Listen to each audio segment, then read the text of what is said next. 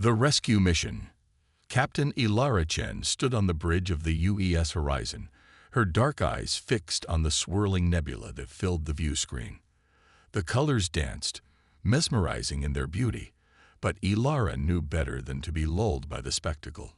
This region of space was notorious for pirate activity, and her ship was skirting dangerously close to the edge of human-controlled territory. "Captain, long-range sensors are picking up a distress signal," Lieutenant Ravi Patil announced from his station. "It's not one of ours." Ilara's spine stiffened. "Origin?" "Unknown, sir.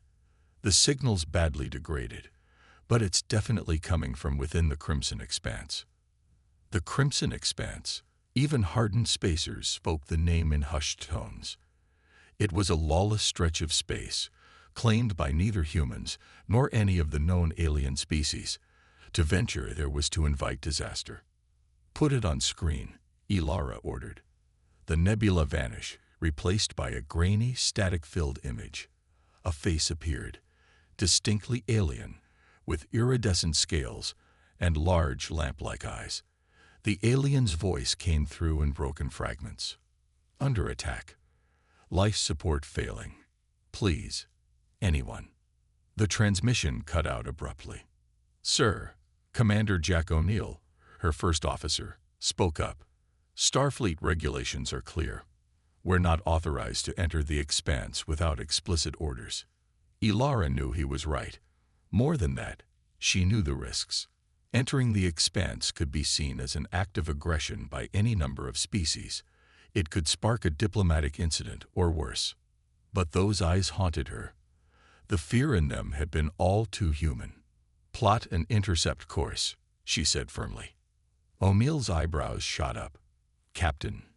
"You heard me, Commander. That ship is in distress. I don't care what species they are. We don't leave people to die." A tense silence fell over the bridge. Ilara could feel the weight of her crew's stares. She was asking them to risk everything. Their careers, possibly their lives, on her judgment. "Aye, Captain," O'Neill finally said. "Plotting intercept course." The horizon surged forward, plunging into the swirling crimson mists of the Expanse. Ilara gripped the arms of her chair, steeling herself for whatever lay ahead. For nearly an hour, they pushed deeper into uncharted space. The ship's sensors struggled against the interference from the nebula, forcing them to rely more on instinct than technology. "Contact," Patil suddenly shouted. "Visual range in 30 seconds. "On screen," Ilara ordered, rising to her feet. The view screen flickered to life, revealing a ship unlike any Ilara had ever seen.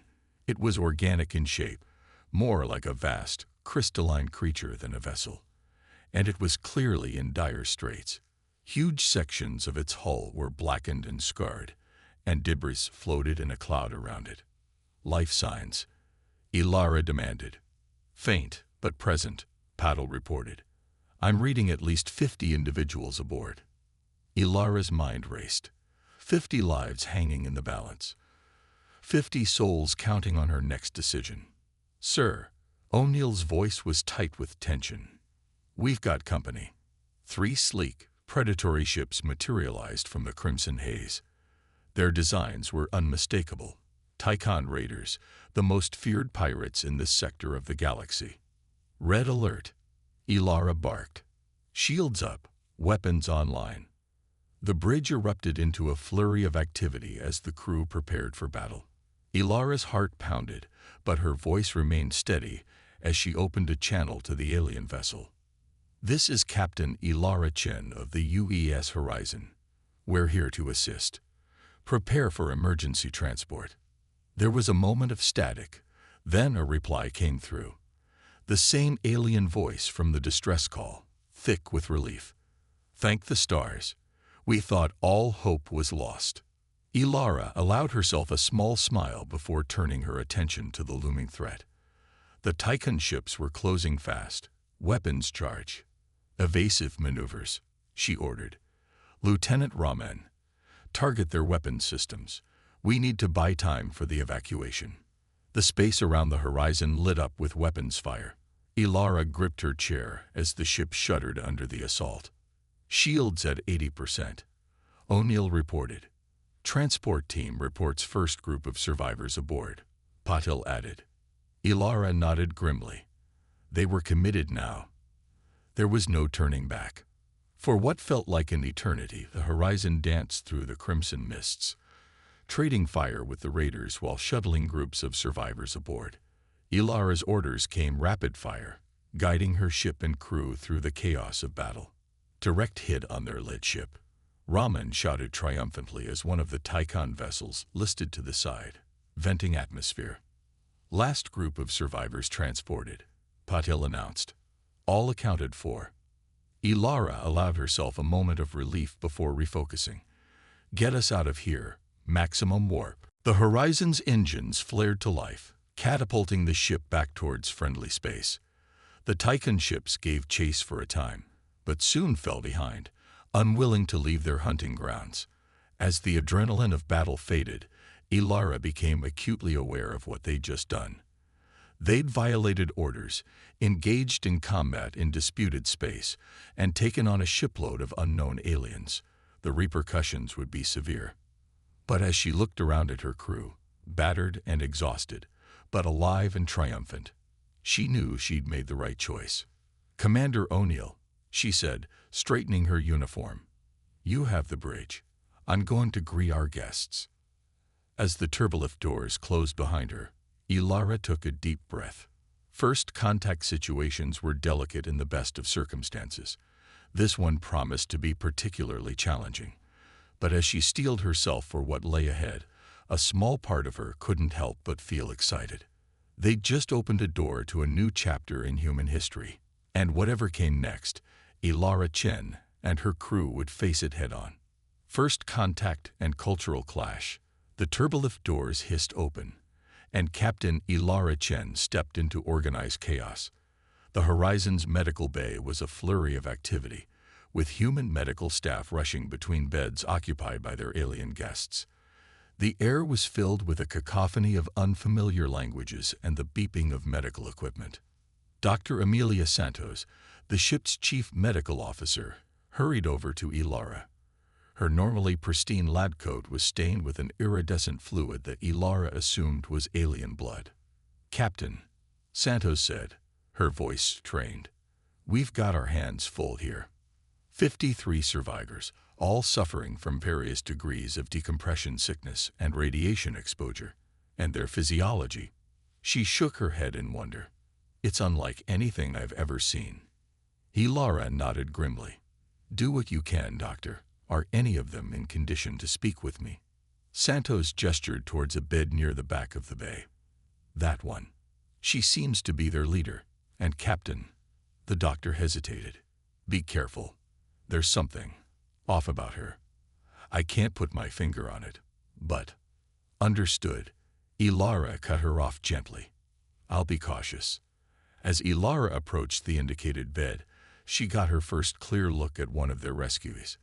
The alien was humanoid, but that's where the similarities ended.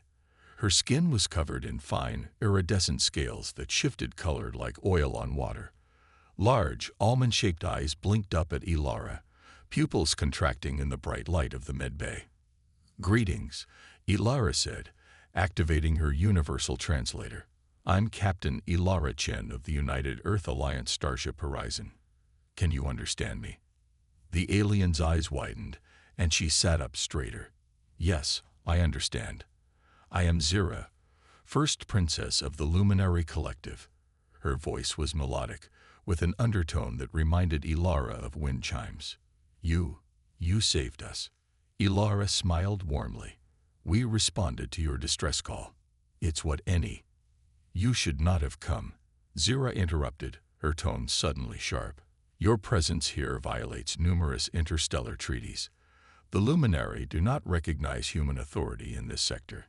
Ilara blinked, taken aback by the sudden hostility. With all due respect, Princess, we just saved your lives. A simple thank you would suffice. Zira's scales rippled, turning a deep blue. And for that, we are grateful. but it does not change the fact that your actions were reckless and potentially catastrophic. Do you have any idea of the diplomatic incident you've created? Ilara felt her patience wearing thin. I'm well aware of the potential consequences, Your Highness. But where I come from, we don't ignore cries for help, regardless of political boundaries. The princess's eyes narrowed. A charming sentiment. But tell me, Captain, what do you expect in return for this heroic gesture? Access to luminary technology? Trade agreements? Nothing, Ilara said firmly. We expect nothing in return. That's not why we did this. Zira seemed taken aback by this. Her scales shifted again, this time to a softer, more muted tone. I see. This is most irregular. Before Ilara could respond, alarms began blaring throughout the ship. O'Neill's voice came over the intercom. Captain to the bridge. We got multiple contacts on an intercept course. Ilara turned to go, but Zira's voice stopped her. Wait, those will be luminary ships. Let me come with you. I can prevent this from escalating further. For a moment, Ilara hesitated, but the urgency of the situation made the decision for her. Fine, but any funny business, and you'll find yourself in the brig faster than you can blink. Understood. Zira nodded solemnly. Understood, Captain. The journey to the bridge was tense and silent. As they entered, all eyes turned to the strange pair, the human captain and the alien princess. Report, Ilara barked, settling into her command chair. 3 luminary warships on approach, O'Neill said, eyeing Zira warily. They're charging weapons. Open a channel, Ilara ordered. She turned to Zira. Your show, Princess. Zira stepped forward, her bearing regal despite her bedraggled appearance. This is First Princess Zira of the Luminary Collective. Stand down immediately. I repeat, stand down. There was a moment of tense silence.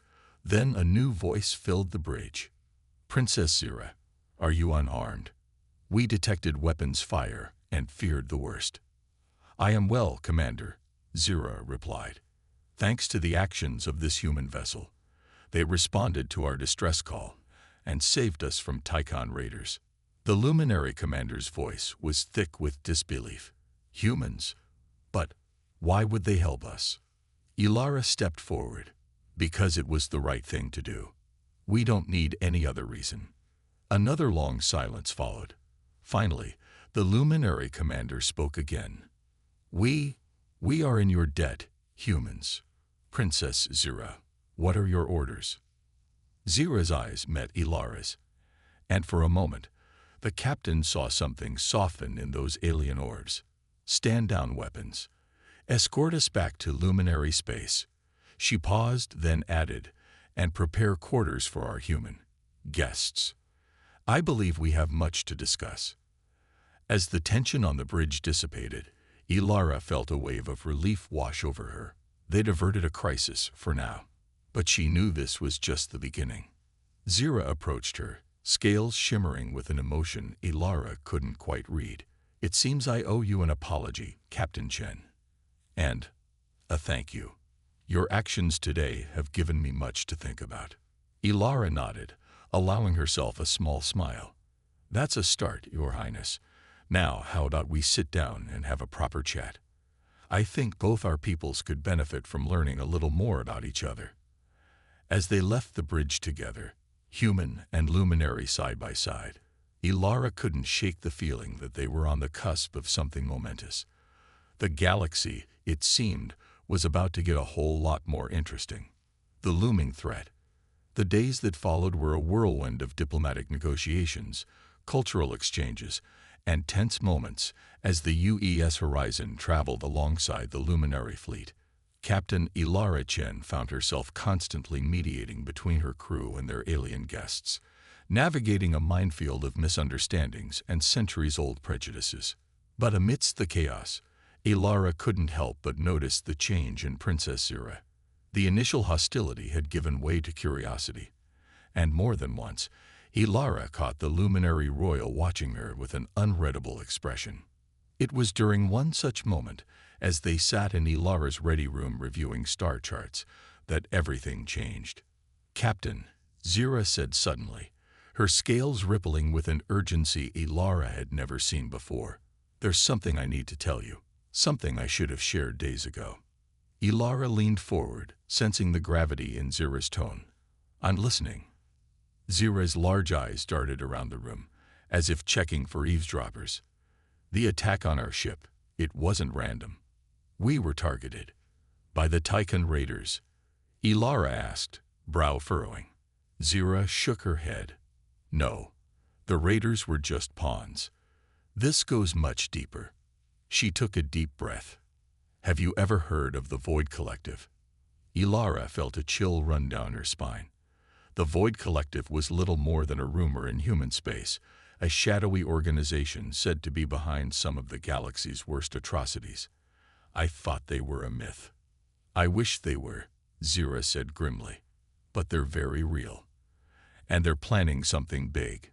Something that threatens not just the Luminary, but every sentient species in this sector of the galaxy, including humans." Ilara's mind raced. What kind of threat are we talking about? Zira's scales darkened to a deep, ominous purple. Total annihilation. The Void Collective believes that true peace can only be achieved through the elimination of all other forms of life.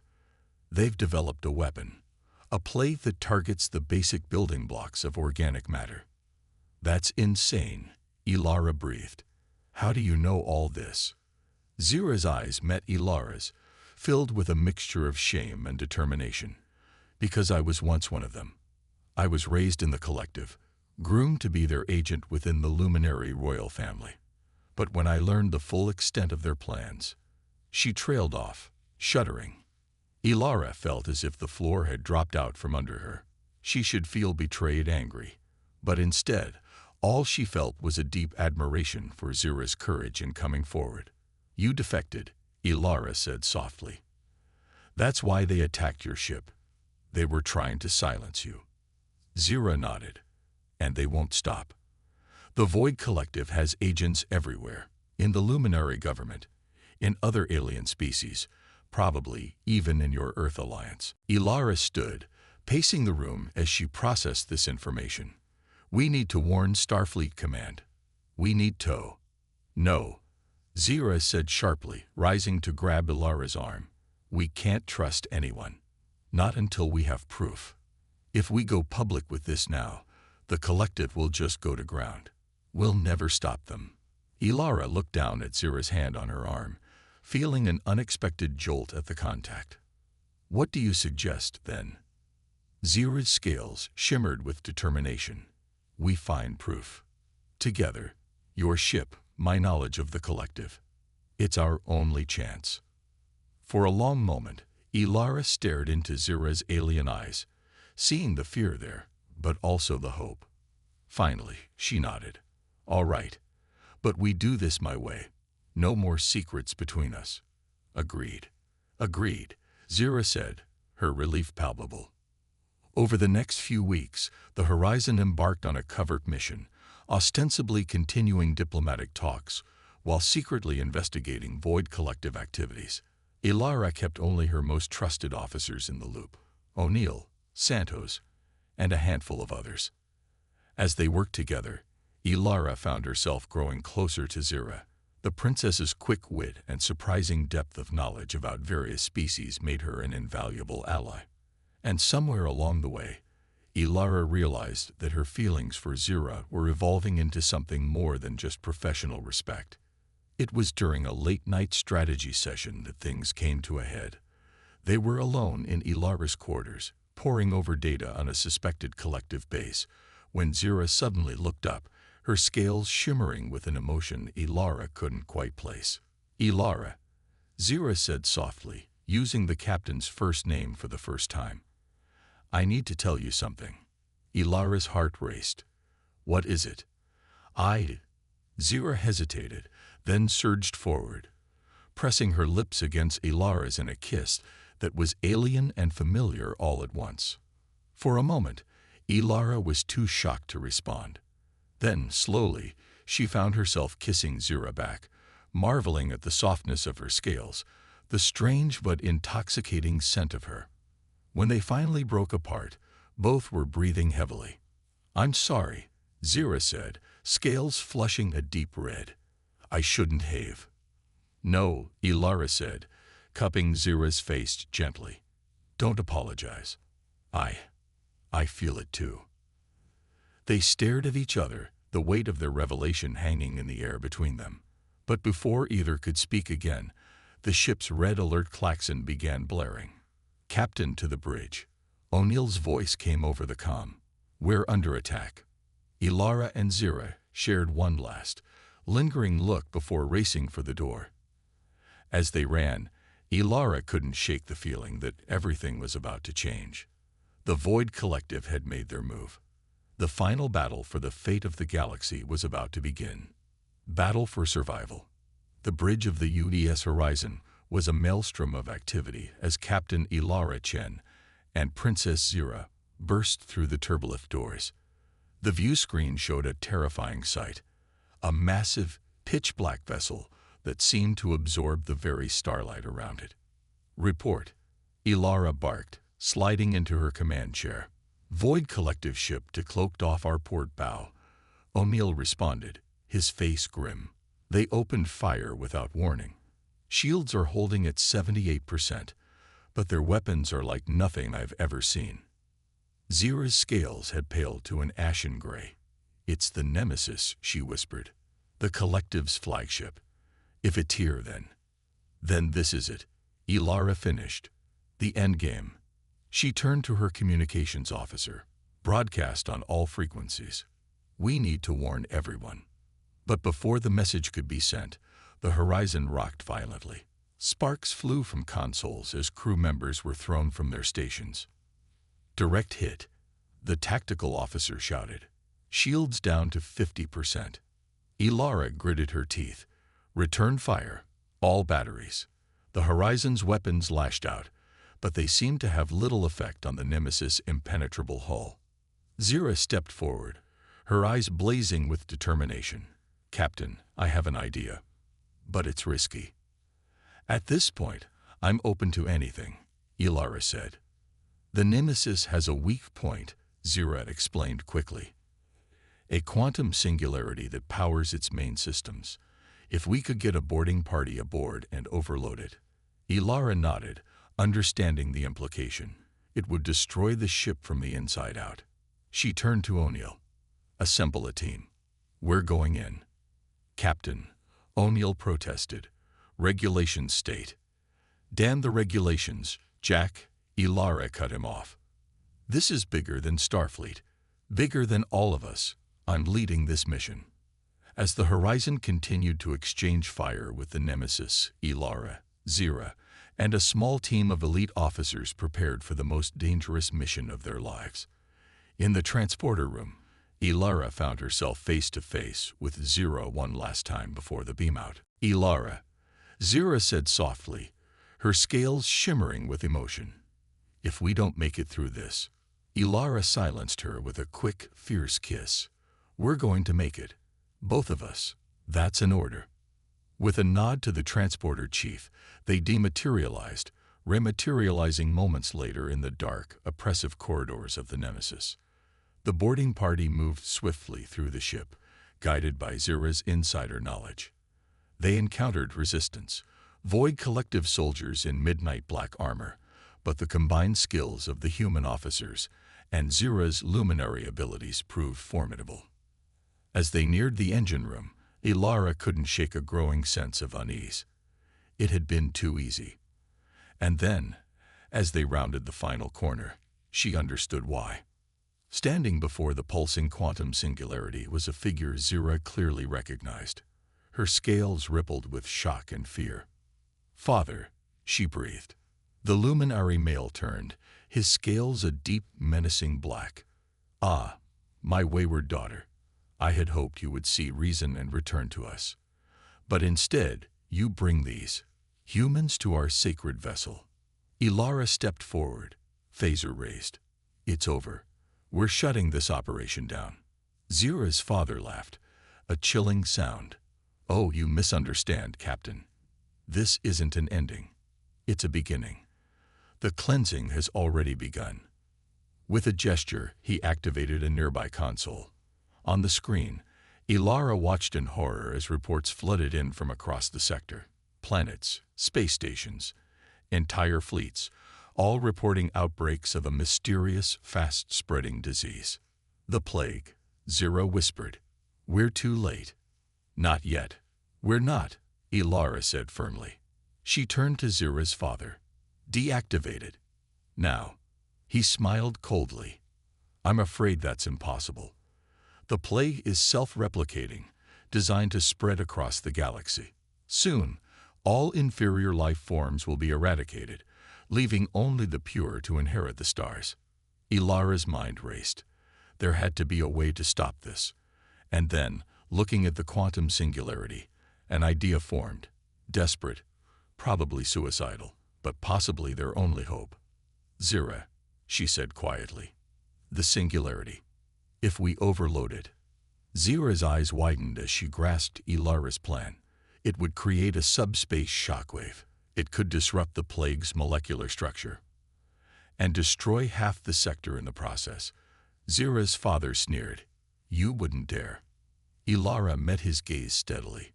"Watch me." She turned to her team. "Get back to the horizon." "That's an order." "Captain," her security chief protested. "We can't leave you." "Go," Ilara commanded. "That's an order. Warn the fleet. Tell them to get as far away from this position as possible." As her team reluctantly beamed out, Ilara turned to Zira. "You should go too." But Zira shook her head, her scales shimmering with resolve. "My place is here. With you." Together, they moved towards the singularity controls. Zira's father tried to stop them, but a well-placed phaser shot from Ilara left him unconscious. As they worked to overload the singularity, alarms blared throughout the ship. The Nemesis shuddered as the horizon, still engaged in battle outside, landed a critical hit. "It's done," Zira said finally. "We have 2 minutes before it goes critical." Ilara nodded, reaching for her communicator. "Chen to horizon. 2 to beam out. Now." But only static answered. The Nemesis shields were still up, blocking transport. Ilara and Zira looked at each other, the realization sinking in. This was it. The end. "Ilara," Zira said softly, taking the captain's hand. "I want you to know." But whatever she was going to say was lost as the singularity exploded, engulfing the Nemesis in a blinding white light that expanded outward, consuming everything in its path. On the bridge of the horizon, Commander O'Neill watched in stunned silence as the shockwave approached. "Brace for impact," he shouted. And then the wave hit, and everything went dark. A new beginning. The soft, rhythmic beeping of medical equipment was the first thing Captain Ilara Chen became aware of as consciousness slowly returned. Her eyes fluttered open, squinting against the harsh light of the horizon's medical bay. "Welcome back, Captain," Dr. Santos said softly, appearing at her bedside. "You had us worried for a while there." Ilara tried to speak, but her throat was dry and raw. Santos offered her a sip of water before continuing. "You've been unconscious for 3 days. The shockwave from the Nemesis destruction nearly tore the horizon apart, but somehow we made it through." Memory came flooding back, the Void Collective, the plague, the desperate plan to overload the singularity. "And Zira," Ilara croaked. "Where's Zira?" Santos' expression softened. "She's alive, Captain." "But..." The doctor hesitated. "Perhaps you should see for yourself." With Santos' help, Ilara made her way to a nearby bed. There, surrounded by unfamiliar medical equipment, lay Princess Zira. Her scales, once iridescent and vibrant, were now a dull ashen gray. "What happened?" Ilara asked, her heart clenching. "The shockwave affected her differently," Santos explained. "Her physiology, it's changing. We're not sure how or why, but she's evolving into something new." As if on cue, Zira's eyes fluttered open. When she saw Ilara, a weak smile spread across her face. "You're alive," she whispered. Ilara took Zira's hand, noting how the texture of her scales had changed, becoming softer, almost human-like. "We both are, against all odds." Over the next few weeks, as the horizon limped back towards Earth, the full impact of their actions became clear. The subspace shockwave had indeed disrupted the Void Collective's plague, saving countless lives across the sector. But it had also fundamentally altered subspace itself, changing the very nature of faster-than-light travel and communication. The galaxy, it seemed, would never be the same.